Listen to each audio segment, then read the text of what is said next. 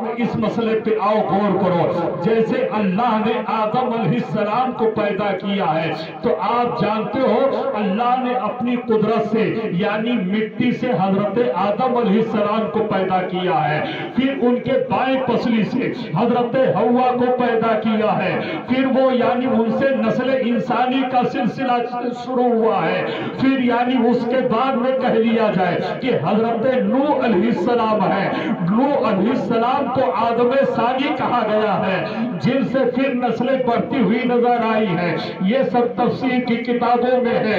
بہت سارے واقعات بیچ میں چھوڑ دیا ہو. آؤ اسی سلسلے کو لیتے ہوئے چلو اور غور سے سنتے ہوئے میری باتوں کو چلو.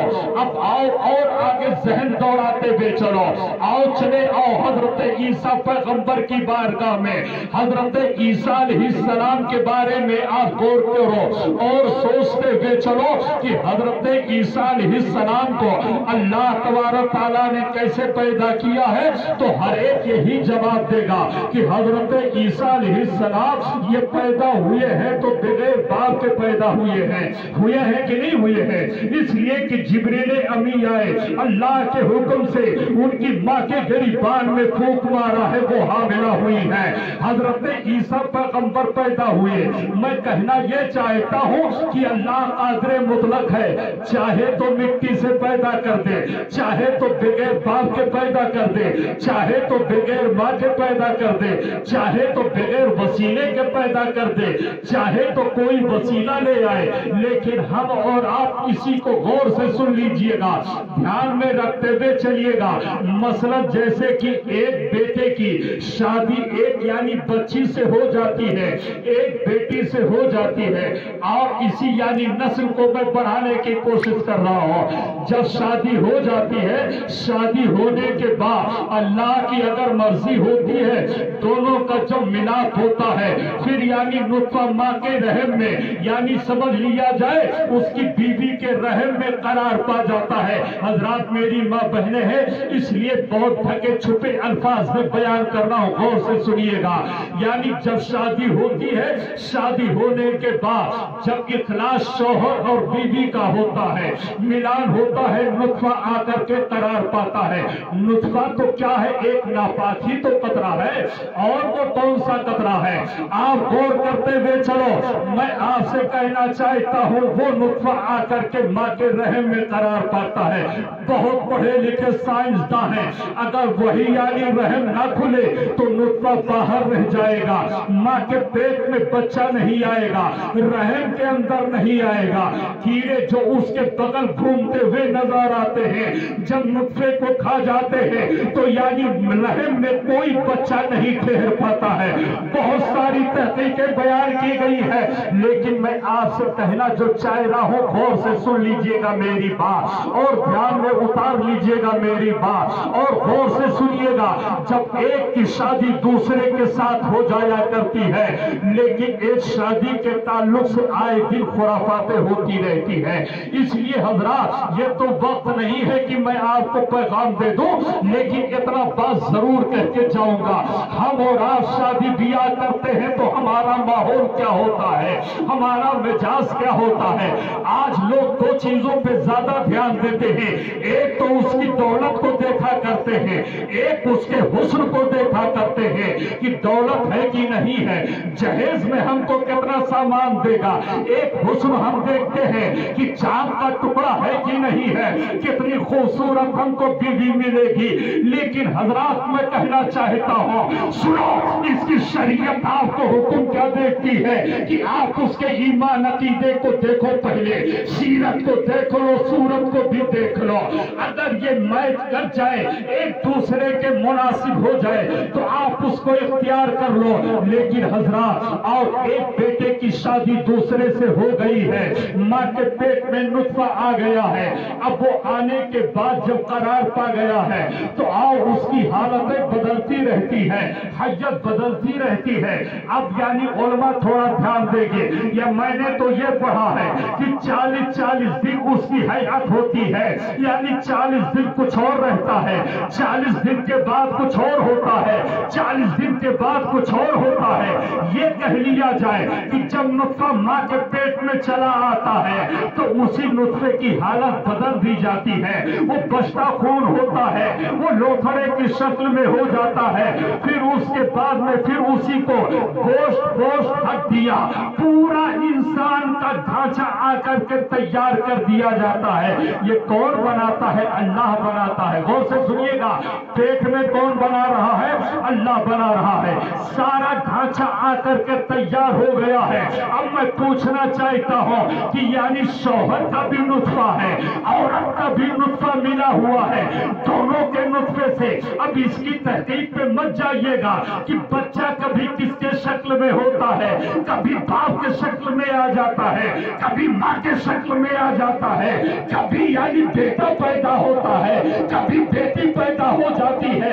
آخر اس کی وجہ کیا بیان کی گئی ہے تو اس کی بھی کتابیں وضاحت کرتی نظر آ رہی ہے، لیکن حضرات میں اس پہلو کو چھوڑ کر کے یہ بتا رہا ہوں، آؤ پہلے اس کو غور کرو کہ 40 دن آپ کا بستہ خون رہتا ہے، لوتھڑا رہتا ہے، پھر گوشت بنتا ہے، پھر ہڈیاں بنتی ہے، پورا ڈھانچہ انسان کا ماں کے پیٹ میں تیار ہو جاتا ہے۔ ہم ماں کے پیٹ میں تھے، آپ ماں کے پیٹ میں ہو، غور سے سنیے گا، پورا ڈھانچہ آ کر کے تیار ہو گیا، تیار ہونے کے بعد سر سے لے کر کے پاؤں تک پورا وجود بن کر کے تیار ہو گیا نا، ہڈی بھی بن گئی ہے، گوشت بھی بن گیا ہے، جسم بھی بن گیا ہے، پورا خاکہ انسان کا ناک کان آنکھ سب کچھ بن کر کے تیار ہو گیا ہے، لیکن لڑکا ابھی مردہ ہے، صرف ایک ڈھانچہ بنا ہوا ہے۔ اور جب یہ 4 مہینہ ہو جاتا ہے، 4 مہینے میں حکم ہوتا ہے روح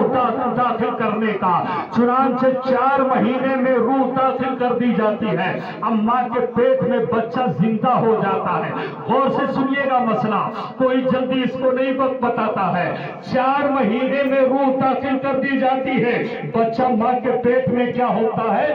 زندہ ہو جاتا ہے۔ کتنے مہینے میں؟ 4 مہینے میں زندہ، 4 مہینے میں روح داخل کی جاتی ہے۔ ارے میرے بھائی جو جوانوں سن لوگوں سے، آج تو میں نے یہ بھی دیکھ لیا ہے، جب کسی عورت کے رحم میں حمل ہو جاتا ہے، کوئی کسی ڈاکٹر کے پاس لے جا کر کے اپنی بیوی کا حمل گروا رہا ہے، کوئی کسی طبیب کے پاس لے جا کر اس کے حمل کو ساکت کروا دیتا ہے، کوئی کسی کے پاس جا کر کے یہ دعائیں کرتا ہے کہ کسی طریقے سے میری بیوی کا حمل یعنی گر جائے، اور اپنی اتنا خراب ہو چکی ہے کہ کبھی کسی دوا کا استعمال کر کے اپنے حمل کو گرانے کی کوشش کرتی ہے، کبھی کوئی حمل گروا رہی ہے، کبھی کوئی دوا کھا رہی ہے، لیکن شرعی مسئلہ سنیے گا کہ اگر 4 مہینے میں کوئی حمل گرائے گا تو شریعت کا حکم ہوگا کہ وہ ایک انسان کا قاتل ہوگا۔ کس کا؟ انسان کا قاتل ہوگا، اس لیے کہ روح پڑ گئی ہے۔ روح اگر مارو گے تو کیا ہوگا؟ قاتل ہوگے کہ نہیں ہوگے؟ صحیح سنیے، قاتل ہو جاؤ گے، گرا نہیں سکتے، اس کے پہلے کچھ وجوہات ہیں، لیکن 4 مہینے کے بعد نہیں۔ سنو، اس لیے کہ اب بیٹا ہے زندہ، ایک خاکہ اور لے لو، ماں کے پیٹ میں ہے بچہ، آپ کی ماں ہے، میری ماں، کسی کی ماں انتقال کر گئی ہو، لیکن جو ہے سب ہم لوگ سب اپنی ماں کے پیٹ میں تھے کہ نہیں تھے؟ لیکن تھوڑا غور کیجئے گا، بچہ ماں کے پیٹ میں ہوتا ہے تو کبھی یعنی پیٹ میں ایک طرف ہوتا ہے، کبھی دوسرے جانب ہوتا ہے، کبھی الگ ہوتا ہے، کبھی یعنی ماں کے پیٹ میں وہ بچہ گھومتے رہتا ہے۔ آپ کہو گے کہ آخر اس کی وجہ کیا ہے؟ تو سنو، کتاب یہ بتا رہی ہے کہ جب وہاں یعنی جو ماں کا پیٹ ہوتا ہے، رحم ہوتا ہے، اللہ کی قدرت سے وہاں پہ پانی بھر دیا جاتا ہے، پانی پہ نطفہ ہوتا ہے، تو جدھر جدھر جھکان ہوتی ہے وہ نطفہ ادھر ادھر گھومتے ہوئے نظر آ رہا ہے، بچہ ادھر ادھر چلتے ہوئے نظر آ رہا ہے۔ اب سنتے ہوئے چلو، غور سے سنتے ہوئے چلو گا، میری باتوں کو دھیان میں رکھتے ہوئے چلیے گا۔ ایک ماں ہمیں آپ کو پیٹ میں لے کر کے زندگی گزار رہی ہے، ہم اپنے ماں کے پیٹ میں ہیں، آپ ماں کے پیٹ میں ہو، مولانا لوگ اپنے ماں کے پیٹ میں تھے، سبھی لوگ اپنے ماں کے پیٹ میں تھے، माँ कितना ख्याल करती है, यानी माँ यही ख्याल करती है कि मेरे पेट में जो बच्चा है इसको कोई तकलीफ ना पहुंचने पाए, मेरे पेट में जो बच्चा है किसी बोझ को ना उठाओ जिससे मेरे बच्चे को तकलीफ पहुंच जाए या बच्चा पेट में दम तोड़ दे। माँ इतना ख्याल करती है, माँ कर्जे की हर लम्हा हर वक्त ख्याल करती रहती है, इसलिए कि हम पेट में है, आप पेट में हो, मेरी माँ मेरा ख्याल कर रही है, आपका भी ख्याल हो रहा है। अब यहीं पे बात रोक दीजिएगा और यानी ध्यान में रखिएगा, जैसे कि आप हो माँ के पेट में, हम हैं माँ के पेट में, ये कोई भी था माँ के पेट में, 4 महीने के बाद रूह पड़ गई ना, उलमा तवज्जो करेंगे। अब सुनो, दोनों का नुत्फा मिला है, यानी शौहर का भी मिला है, बीवी का भी मिला है, लेकिन पूछा जाए कि शौहर के नुत्फे से कौन सा आज़ो बना है, बीवी के नुत्फे से कौन सा आज़ो बना है, तो इसकी तहकीक बहुत है, लेकिन मैं इतना कहना चाहता हूँ, बदन के अंदर जितने सख्त यानी चीजें हैं, मसलन हड्डियां वगैरह है, ये सब जो बनता है ये बाप के नुत्फे से बनता है। किसके?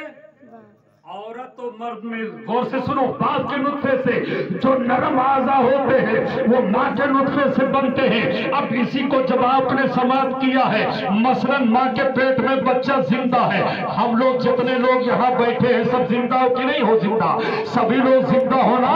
अब बताओ, हमें अगर जिंदा रहना है, आपको जिंदा रहना है, उलमा को जिंदा रहना है, इन शोरा को जिंदा रहना है, तलबा को जिंदा रहना है, गर्जे की किसी को भी अगर जिंदा रहना है, तो जिंदगी बाकी रखने के लिए जो दुनियावी लवाजमात है हमें इख्तियार करना पड़ेगा।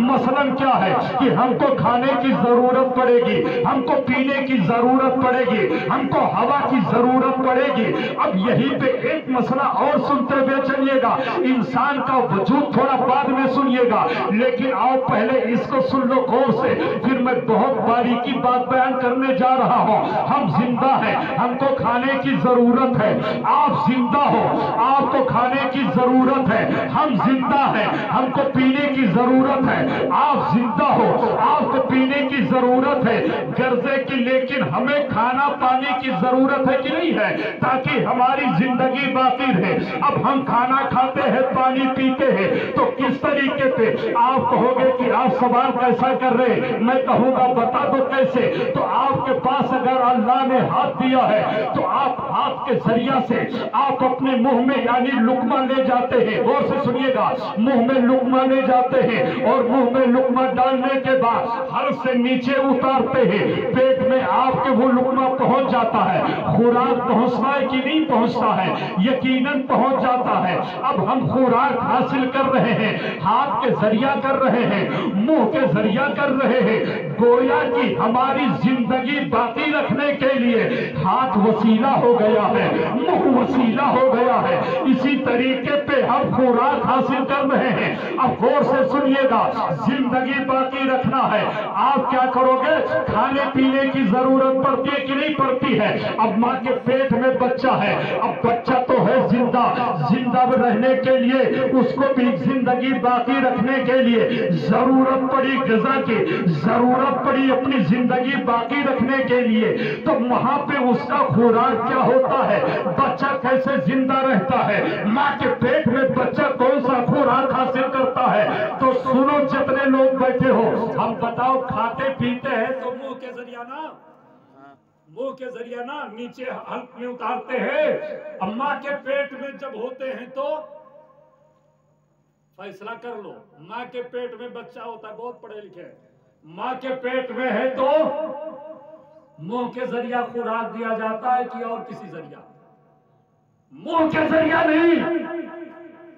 इसलिए हजरात बहुत कम टाइम में सुनिए, माँ के नाक से लेकर के एक नली बच्चे के नाक तक जोड़ दी जाती है, नली जोड़ी जाती है। क्या नली जोड़ी जाती है? गौर से सुन लो, नली होती है ना पैदा होने के बाद, जिसको हम लोग नार कहते हैं ना, कांटे की जरूरत पड़ती है। मेरा रसूल तो नाफ बुरीदा पैदा हुआ है।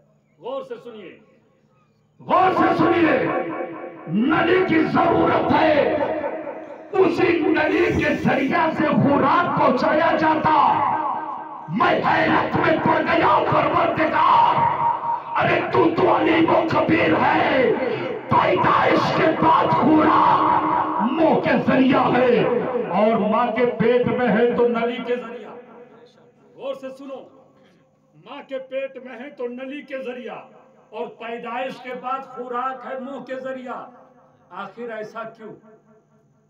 غور سے سنو، جس ماں کے پیٹ میں بنا ہے نا تو منہ کے ذریعہ اللہ خوراک پہنچا سکتا تھا کہ نہیں؟ لیکن نہیں پہنچایا، اس لیے کہ وہاں بچے کا خوراک جانتے ہو کیا ہے؟ بچے کا جو خوراک ہوتا ہے وہ اسی نلی کے ذریعہ سے ماں کا فاسد خون ہوتا ہے، ماں کا فاسد خون ہوتا ہے، یہ نہ ہے کہ چاول دال بھات سبزی ہی رہتا ہے۔ سنو، وہ خون رہتا ہے۔ اب اللہ کی مشیت دیکھو، وہ فاسد خون اللہ نے منہ کے ذریعہ نہیں اتارا، اس لیے نہیں اتارا تھا کہ وہ ماں کا فاسد خون تھا۔ اگر منہ کے ذریعہ اتار دیتا تو اللہ اتنا خیال کیا کہ میرا یہ جب بندہ دنیا میں جائے گا تو اسی زبان سے میرے نبی محمد کا نام لے گا۔ غور سے سنو، رسول کا کیا لے گا؟ نام لے گا، تو نام رسالت لینے میں بے ادبی ہو جائے گی، اسی لیے ادب کے خاطر نبی کے ذریعہ سے خوراک پہنچا دیا ہے۔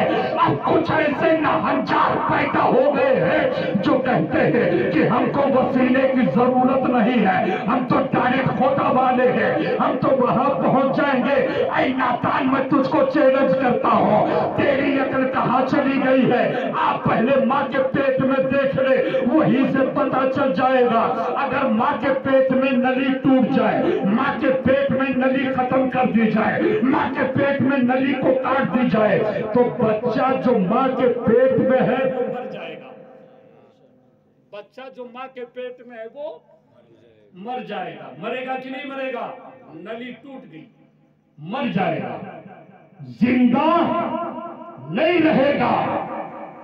تو ماں کے پیٹ میں نلی زندگی کے لیے وسیلہ ہے کہ نہیں ہے؟